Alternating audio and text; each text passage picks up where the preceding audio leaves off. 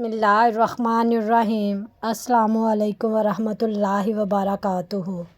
میں نے دیکھا کہ نبی کریم صلی اللہ علیہ وآلہ وسلم مجھ کو پردہ میں رکھے ہوئے ہیں اور میں حبشیوں کو دیکھ رہی تھی جو نیزوں کا کھیل مسجد میں کر رہے تھے۔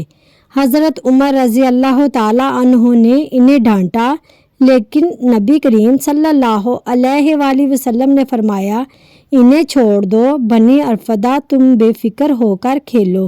صحیح بخاری حدیث نمبر 3530۔ حضرت عوف بن مالک رضی اللہ تعالیٰ عنہ بیان کرتے ہیں، میں غزوہ تبوک میں نبی صلی اللہ علیہ وآلہ وسلم کی خدمت میں حاضر ہوا جبکہ آپ چمڑے کے ایک کبے میں تھے۔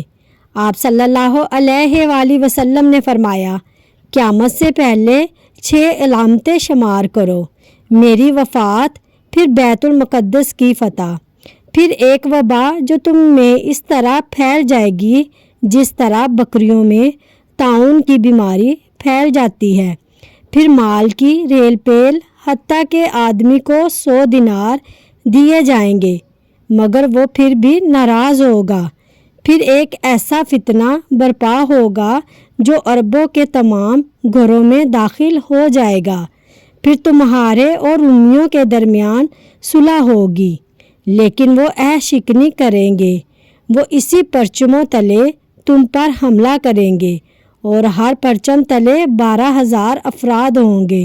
مشکوٰۃ المصابیح حدیث نمبر 5420۔